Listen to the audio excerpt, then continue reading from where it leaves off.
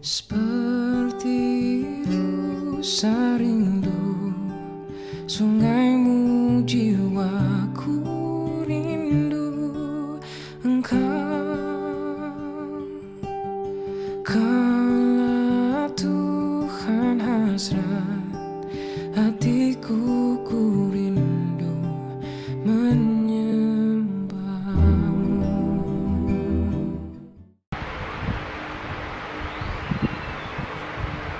Saudara yang saya kasih dalam nama Yesus Kristus, bahwa Raja Daud di sini memakai rusa sebagai metafora untuk menyatakan kerinduannya kepada Allah. Raja Daud memakai rusa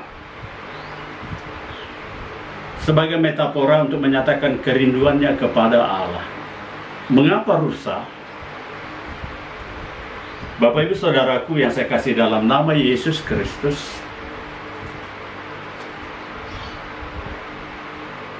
dalam dunia rimba atau dalam dunia satwa, maka kita mengenal ada nama hewan yang disebut predator, hewan pemangsa. Raja singa, harimau, macan tutul termasuk predator. Dan hewan-hewan predator ini, saudaraku, suka untuk memburu rusa. Bahkan para pemburu manusia juga senang berburu rusa, sebab rusa ini memiliki daging yang manis dan enak. Saudaraku, meskipun rusa memiliki banyak tanduk di kepalanya, tetapi rusa tidak memiliki kemampuan untuk berkelahi. The deer has no capability to fighting the predators. Rusa tidak memiliki kemampuan untuk melawan atau bertarung dengan predator. Tetapi rusa, saudaraku, memiliki kemampuan untuk berlari cepat. Maka kemampuannya itulah yang dia gunakan ketika dia melihat predator, maka dia akan segera berlari untuk menyelamatkan dirinya. Dengan kemampuan dia berlari untuk menyelamatkan dirinya ketika predator mengejarnya. Dan saat-saat demikian, saudaraku, maka kita bisa mengerti sekarang, jikalau rusa sudah habis berlari, maka ada satu kerinduannya. Dia ingin segera mendapatkan air minum. Dia ingin segera mendapatkan aliran sungai yang berair, sehingga dia di situ bisa minum air untuk melepaskan dahaganya, untuk mengembalikan staminanya. Itulah sebabnya dikatakan seperti rusa merindukan sungai yang berair. Saudara yang saya kasih dalam nama Yesus Kristus, bahwa lambang-lambang Roh Kudus itu tidak hanya merpati. Awan juga sebagai lambang Roh Kudus. Angin juga sebagai lambang Roh Kudus. Aliran sungai yang berair juga sebagai lambang Roh Kudus. Mintalah. Sebab ini dijanjikan oleh Tuhan Yesus supaya kita meminta kepadanya. Yesus berkata, jikalau kamu yang jahat saja tahu meminta, memberi yang baik kepada anak-anakmu, apalagi Bapamu yang di sorga. Dia akan memberikan Roh Kudusnya kepada mereka yang meminta kepadanya. Mintalah. Namun Bapak Ibu Saudara yang saya kasih dalam nama Yesus Kristus, jikalau saudara menerima baptisan Roh Kudus sebagaimana doktrin Pentakosta yang sesuai dengan Alkitab, ya, terutama bila kita melihat di dalam Kisah Para Rasul, maka setiap orang percaya menerima baptisan Roh Kudus ditandai dengan karunia berbahasa roh. Jikalau orang menerima baptisan Roh Kudus, maka ditandai dengan dia bisa berbahasa roh. Glosolali kata orang Yunani, marhata sileban kata orang Batak, berbahasa roh kata orang Indonesia. Sebab Yesus sudah berkata bahwa ini menjadi bagian tanda-tanda orang percaya. Yesus berkata, tanda-tanda ini akan menyertai orang percaya, mereka akan mengusir setan-setan demi namaku, dan mereka akan berbicara dalam bahasa yang baru. Mintalah Roh Kudus Tuhan, supaya kamu memiliki kuasa di dalam kehidupanmu. Firman Tuhan berkata, sebab apabila Roh Kudus turun ke atasmu, maka engkau akan memiliki kuasa. Sebab roh yang ada padamu, kata firman Tuhan, lebih besar kuasanya daripada roh-roh yang ada di dalam dunia ini. Mintalah. Bapak Ibu Saudara yang saya kasih dalam nama Yesus Kristus,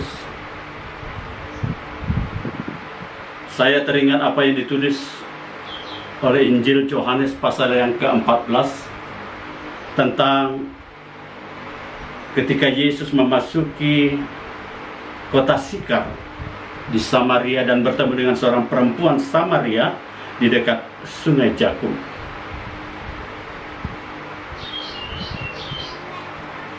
Lalu Yesus berkata kepada perempuan Samaria itu, "Berilah aku minum."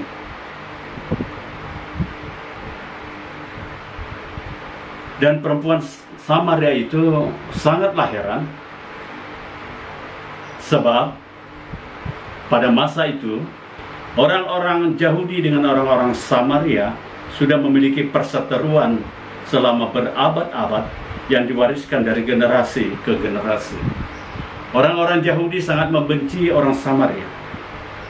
Itulah sebabnya perempuan Samaria ini berkata, "Masakan engkau orang Yahudi meminta air kepadaku, seorang Samaria?" Tetapi Yesus berkata, Yesus menjawab perempuan Samaria ini, "Jikalau engkau mengetahui kasih karunia Allah, niscaya engkau akan meminta kepadanya, dan Dia akan memberikan kepadamu air yang hidup. Sebab barang siapa minum dari air sumur Jakub ini, dia akan haus lagi. Tapi barang siapa minum dari air yang kuberikan kepadanya,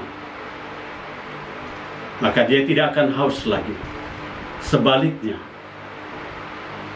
ia akan memancarkan aliran-aliran air yang hidup sampai pada kesudahannya."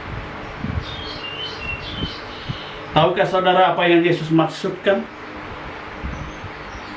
ketika Dia berkata, "Barang siapa minum dari air yang kuberikan, dari dalamnya akan memancarkan aliran-aliran air yang hidup yang akan mengalir sampai pada kesudahannya"? Bahwa yang Yesus maksudkan adalah Roh Kudus. Dalam Injil Yohanes pasal yang ke-7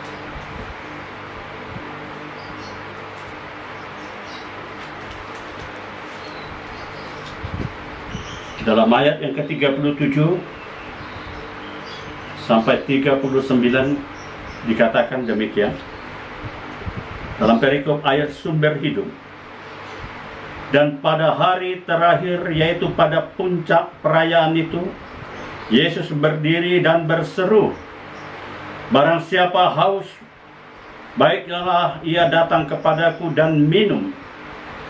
Barang siapa percaya kepadaku, seperti yang dikatakan oleh kitab suci, dari dalam hatinya akan mengalir aliran-aliran air hidup.'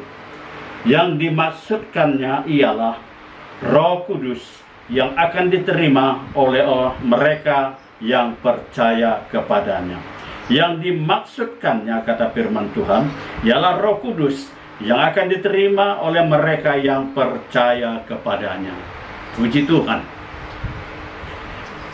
Bapak Ibu Saudara yang saya kasih dalam nama Yesus Kristus, mintalah aliran-aliran air hidup itu. Dia akan melepaskan dahagamu, Dia akan menguatkanmu, dan Dia akan membimbingmu kepada seluruh kebenaran-kebenaran firman Tuhan. Roh Kudus, Dialah mitra hidup kita. Roh Kudus, Dialah materai kehidupan kita. Roh Kudus dialah saksi kita. Sebab firman Tuhan berkata bahwa ada 3 yang memberi kesaksian tentang siapa saya dan tentang siapa saudara. Ada 3 yang memberi kesaksian di sorga, Bapa, Firman, dan Roh Kudus. Dan ketiganya adalah 1 di bumi, Roh Kudus, air, dan darah. Bapak Ibu Saudara yang saya kasih dalam nama Tuhan, mintalah Roh Kudus yang akan membimbing saudara menjadi mitra saudara di dalam menjalani hari-hari hidup ini. Kiranya firman Tuhan boleh meneguhkan dalam kita berdoa untuk meminta baptisan Roh Kudus.